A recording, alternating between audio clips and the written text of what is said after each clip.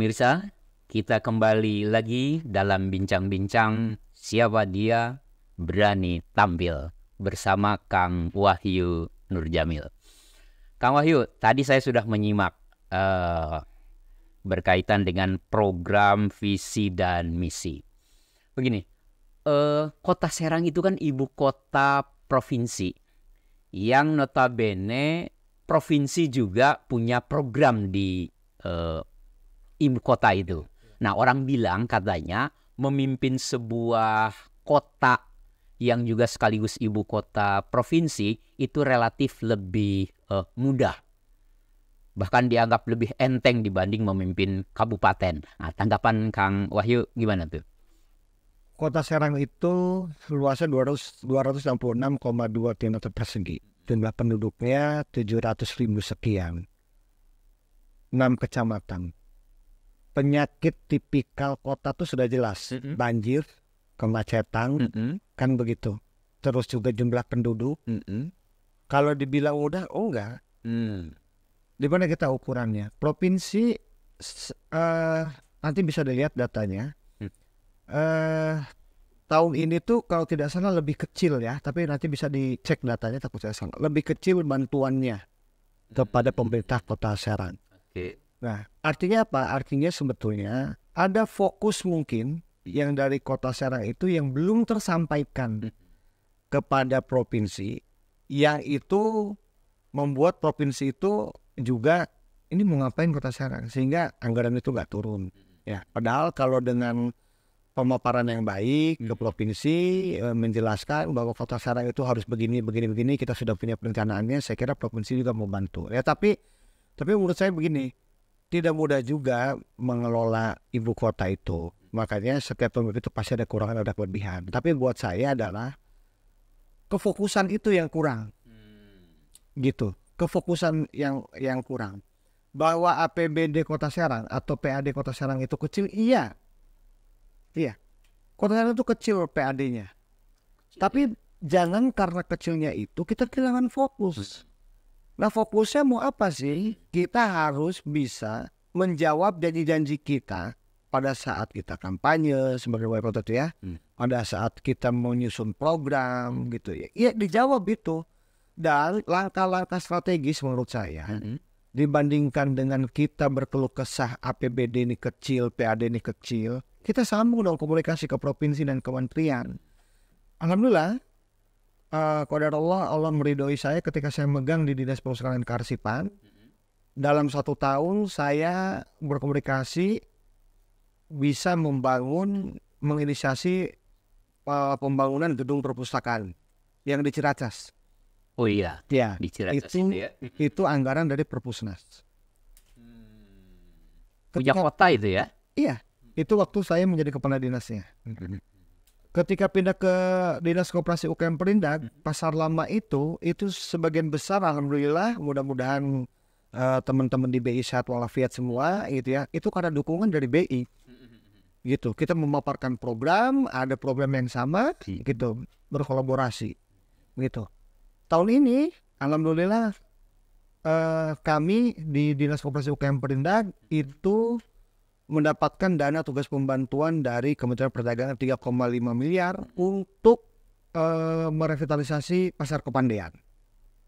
Gitu. Artinya apa yang ingin saya sampaikan? Seorang pemimpin itu ya, dia harus bisa mencari ide lain, harus bisa berikhtiar lain manakala dia paham bahwa oh ini ada kekurangan nih.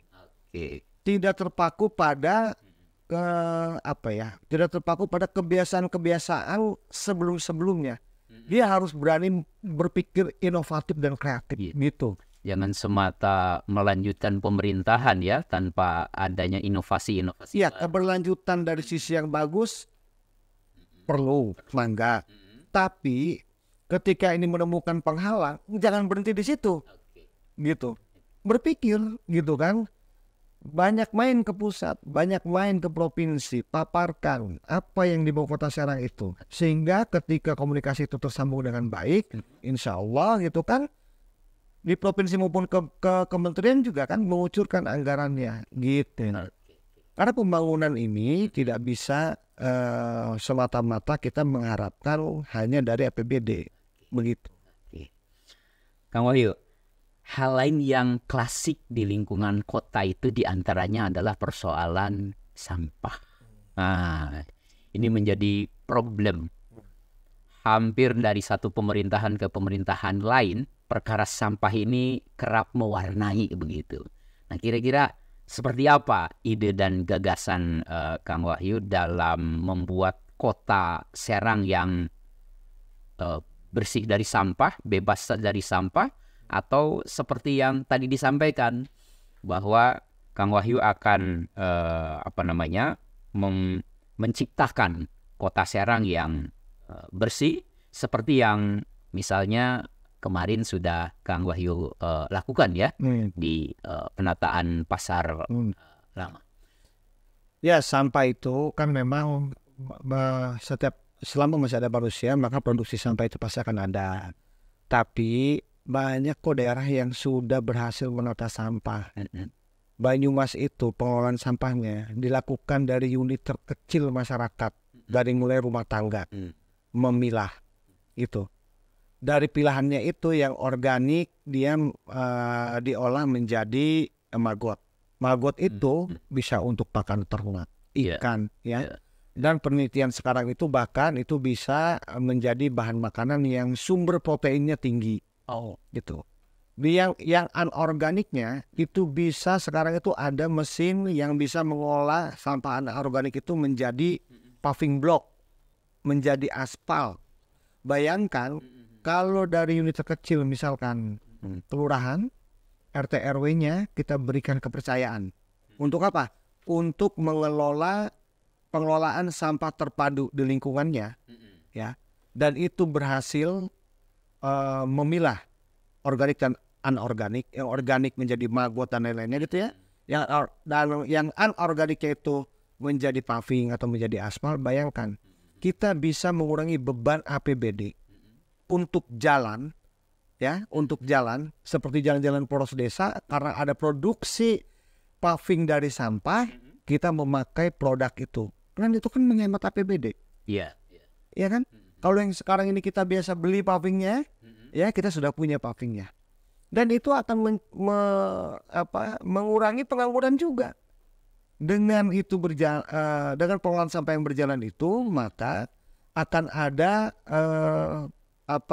tenaga kerja yang mengelola pengelolaan sampah terpadu itu. Nah, oleh karena itu, kalau menurut saya adalah tinggal kita maunya nih bagaimana. Jadi yang dibuang ke tempat pembuangan akhir itu adalah sisa dari penguraian yang dari unit-unit terkecil. Begitu, supaya bebannya tidak di situ. Banyaklah ada yang dari sampah itu bisa dijadikan sumber tenaga yang untuk listrik gitu kan. Tinggal mau enggak. Kan begitu. Kalau sifatnya kita berpikir masih konvensional bahwa sampah itu ada diangkut gitu ya. Terus ada yang dibakar, ada yang disimpan di TPA gitu ya, kebanyakan gitu ya. Ya itu selesai. Itu sudah setiap harinya pun juga begitu. Tapi bagaimana ada nilai ekonomi dari pengelolaan sampah, kan itu yang belum dilakukan di Kota Serang.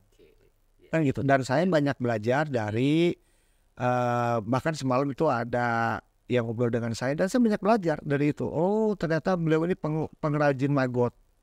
Oh, ternyata maggot tuh begini. Ini yang ingin saya sampaikan adalah pemerintah juga harus banyak mendengar. Sejatinya kita duduk di jabatan itu belum tentu kita menguasai semuanya dan pintar untuk semuanya. Mendengar, belajar, gitu. Sehingga pada saat pengambil keputusan kita eksekusi itu sudah komprehensif gitu pengayaannya gitu. Iya. Gitu. Oke, menarik sekali. Nah, Kang Wahyu, ada beda antara kota dengan kabupaten. Biasanya program-program itu menghajatkan pembiayaan. Kalau kabupaten itu relatif wilayahnya lebih luas dan sumber daya alamnya juga berlimpah. Nah, kalau kota yang tadi hanya 6 kecamatan ya, sepertinya kalau dari sisi sumber daya alam itu tidak seberlimpah kabupaten. Nah, kira-kira cara seperti apa yang akan dilakukan oleh Kang Wahyu dalam rangka peningkatan pendapatan itu? Ya. Saya kemarin main ke Solo, membawa para pelaku UMKM. Saya lihat di Solo itu dalam 1 tahun itu sekian puluh event. Ya. Sekarang kalau ada acara di alun-alun, yang pertama bergerak itu apa? Ekonomi kerakyatannya. Es, ya, makanan, ya, itu bergerak tuh. Nah, insya Allah kalau saya nih, ya Allah meridhoi saya jadi wali kota, ya, saya akan buat Kota Serang itu sebagai kota event. Nah, kita siapkan gedung keseniannya, tapi siapa yang menyewa itu, kan setiap sewa itu kan nanti masuknya kan menjadi PAD, kan itu juga bisa menambah PAD kita. Siapa yang menyewa tempat tersebut, ya, para pelaku UMKM-nya harus didahulukan untuk berjualan di situ dari binaan yang ada di Kota Serang. Jadi binaan kita itu bisa mendapatkan ceruk ekonomi, PAD juga meningkat, Kota Serang ini juga itu berubah gitu menjadi kota event gitu. Nah, yang berikutnya untuk meningkatkan pendapatan, kan kita nggak punya nih tambang. Iya. Kita kan nggak punya. Saya menginginkan setiap kecamatan yang punya potensi wisata alam, kita berkolaborasi dengan masyarakat, ya. Tidak perlu dibeli, contoh, ada sawah ngeplak. Tidak perlu dibeli sawahnya, tapi kita tata di situ, ya. Kita buatkan di situ misalkan cara menanam, cara memanen, cara memberikan makan kerbau, kambing. Kita pasang kincir angin yang besar gitu ya, supaya itu menarik, ada pesta layang-layang di situ, ya, sehingga itu menjadi event yang kita berikan sebagai potensi wisata di Kota Serang. Karena kalau tidak begitu, Pak, nggak tumbuh. Kalau kita mengelola ini dengan konvensional, yang kita tidak melibatkan berkolaborasi dengan masyarakat, kita juga tidak menciptakan sesuatu gerakan-gerakan baru, Kota Serang akan begini-begini aja, gitu. Dengan bergeraknya itu sebagai kota event, dengan potensi wisata buatan atau alam yang kita lakukan, mudah-mudahan itu bisa mengundang wisatawan lokal maupun juga internasional, gitu. Tinggal setelah kita siapkan, Kota Serang akan ada 20 event dalam 1 tahun. Kita promosikan, Pak. Boleh nggak promosikan di bandara? Boleh. Boleh nggak promosikan di TV? Boleh. Gitu. Ya, sebagai sebuah destinasi bahwa Kota Serang ini akan ada ini yang unik. Yang semua itu dibungkus gitu ya. Selain untuk ekonomi kerakyatan juga itu bisa ditampilkan potensi budaya kita. Rudat, debus, silat. Kan semua saling berkaitan tuh. Makanya kenapa saya menyampaikan bahwa visi saya sebagai Kota Serang sebagai kota kreatif, karena itulah yang kekuatan yang kita punya nih sekarang. Gitu. Luar biasa, ada banyak hal yang saya dapat dari Kang Wahyu ini berkaitan dengan beberapa program yang Kang Wahyu canangkan ke depan sebagai upaya untuk menciptakan Kota Serang yang kreatif, ya. Serang kreatif. Ini menjadi jargon, ya. Jargonnya tadi apa? Wayahe Satsat, ya. Waktunya untuk gerak cepat kita, gitu. Jangan lama-lama ketinggalan kereta. Menarik sekali. Nah, Kang Wahyu, sebagai bagian dari akhir bincang-bincang kita, karena kata orang hidup itu pilihan. Nah, saya ini akan menyampaikan beberapa pertanyaan yang mohon dijawab oleh Kang Wahyu dengan cepat, ya. Dan kemudian nanti bisa dipilih atas 2 pilihan yang saya berikan. Kang Wahyu, yang pertama nih ya, pilih jadi wali kota atau kepala dinas? Wali kota. Oke. Kemudian infrastruktur atau pendidikan? Dua-duanya penting. Pendidikan ya. Oke. Kemudian nih, Instagram atau TikTok? Instagram. Kayaknya lebih banyak followernya nih di Instagram, ya. Nah, ini yang tadi disebutkan. Pecak bandeng atau ketan bintul? Cak Banten. Oke. Oke. Banten Lama atau Pantai Gope? Banten. Wow. Syarat dengan warisan religius ya. Oke. Pemimpin atau dipimpin? Pemimpin. Asik. Kemudian nih saya tanya, naik mobil atau motor? Mobil. Oh gitu. Padahal anak Vespa katanya. Kalau hujan kehujanan, kalau panas kepanas. Oh, iya. Uang atau wanita? Wah. Oke. Ciracas atau Cipocok? Ciracas. Oke. Karena apa itu? Rumah saya di Ciracas. Oh gitu ya. Nanti gak pulang nanti. Terakhir. Ya. Syarifuddin atau Ahmad Zaki Iskandar? Ahmad Zaki. Oke. Terima kasih. Terima kasih Kang Wahyu, luar biasa ini. Kang Wahyu ini adalah orang kedua yang tampil di acara ini. Oh ya? Ya, jadi dan ini hari pertama. Oh, gitu. Sehingga ketika kemarin Kang Wahyu merespon rencana kami menggelar Race Sore ini, kami sangat senang sekali begitu. Orang kedua yang tampil di sini. Iya. Tapi insya Allah orang pertama yang terpilih. Nah, amin. Terima kasih Kang Wahyu atas kehadiran di studio kami dan mudah-mudahan apa yang menjadi rencana Kang Wahyu dalam kontestasi Pilkada serentak di 2024 ini bisa berjalan dengan lancar ya. Berapa ikhtiar sudah dilakukan tadi, saya kira luar biasa itu. Dan visi misi dengan program yang begitu konkret juga itu sudah bisa kita simak. Pemirsa, demikian tadi bincang-bincang kita bersama Kang Wahyu Nurjamil, orang yang salah satu yang akan maju dalam kontestasi Pilkada pada 2024 untuk Kota Serang.